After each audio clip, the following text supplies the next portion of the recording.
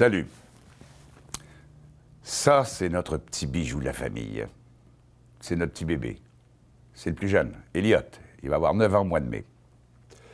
C'est le fils de mon frère Robert, qui est aussi le plus jeune. Elliot, c'est adorable, hyper brillant, gâté, d'une gentillesse incroyable et très chatouilleux aussi. Ouais, et beau. Monsieur fait du théâtre, de la danse et de la natation. Il joue au tennis, mais il a lâché ça. Donc, justement, tant qu'à y être, je vais vous présenter mes frères. Robert, le plus jeune, c'est lui le père d'Elliot. Robert est patron à Musique Plus. En fait, il est directeur de la commercialisation à Musique Plus et Musimax. Il a été mon réalisateur pendant 5 ans quand j'étais Morning Man à CJMS. Robert, c'est le portrait de mon père. Plus fin que ça, tu meurs. Ceinture noire en karaté, prof de squash. Il était très bon au hockey, avait des bonnes mains. Il a été un excellent arbitre aussi. Ça, c'est Nathalie, sa femme. Ben, c'est pas sa femme parce qu'ils sont pas mariés. Nathalie Fecteau. Très belle femme que j'ai connue avant Robert. Elle travaillait à CKMF à l'époque. Je la croisais, mais ça marchait pas. Elle programme les salles de cinéma. Elle décide où et quand, combien de temps les films vont jouer. Elle est douce. Puis des fois, elle a des passes gratuites pour le cinéma. Ça, c'est Jacques, mon frère le plus vieux, professeur au cégep de Saint-Jérôme, mais aussi écrivain et musicien. Son dernier livre, un roman, s'intitule « Une nuit ». Jacques, c'est une des plus belles plumes que je connaisse. Il écrit de l'humour également. Si vous écoutez C'est bien meilleur le matin à Radio-Canada, c'est Jacques qui fait les textes drôles dans les capsules de Pierre Verville. Des fois, il écrit pour moi aussi, mais quand il y a le temps. D'après moi, je ne le paye pas assez. C'est un génie, ce gars-là. Jacques, c'est le grand frère, c'est notre mentor. Pas notre menteur, le menteur, c'est moi. Ça, c'est Lynn, la femme de Jacques. Ah, c'est une petite fille, Lynn Gravel, une petite fille de l'abbé. Ça, c'était Annan, ça. Elle travaille, elle est préposée à la résidence La Tourelle à Joliette, une résidence pour personnes âgées. Lynn est adorable. Jacques et Lynn ont 2 enfants qui ne sont plus des enfants. Dominique a 21 ou 22 ans, je pense. Côté école, il est en sabbatique. Il attend pour choisir son université parce que c'est pas encore ce qu'il veut faire plus tard. C'est comme beaucoup de jeunes, d'ailleurs. Dom travaille au McDo en attendant, au McDo du Walmart à Joliette. Il est musicien, compositeur génial, et c'est un gars très passionné.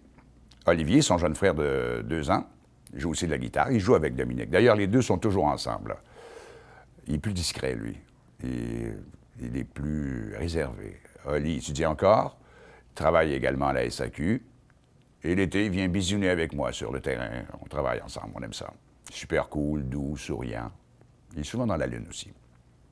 Et le petit dernier, des petits bauderies parce que c'est le plus vieux, c'est mon fils, mon Simon à moi, 26 ans. Une bolle, ça. Oui, beaucoup plus sérieux que moi, d'ailleurs. C'est tout, cet enfant-là. Il a étudié en cinéma, en histoire, en tourisme, en hôtellerie. Et aujourd'hui, il est barman. Il travaille et il voyage. Il est barman à la terrasse de l'hôtel Nelson dans le Vieux-Montréal. Il dit que c'est lui qui prépare les meilleurs mojitos de la Terre. C'est parce qu'on ne dit plus barman aujourd'hui, hein, on dit mixologue. Alors, toute cette famille, c'est plein d'amour et ça part d'une place de la belle Angela, ma mère. Une des plus belles femmes que j'ai connues, Angela, 83 ans. Elle travaille, elle fait encore de la couture. Elle n'a jamais cessé de travailler de toute sa vie. Des fois, les gens me demandent, ta mère, va-tu bien? Trop. Elle va trop bien. Elle décide tout. C'est elle le boss. J'ai 54 ans, puis des fois, j'ai encore peur de ma mère. Des fois, je dis, maman, arrête de me dire quoi faire. Mais elle ne m'écoute pas.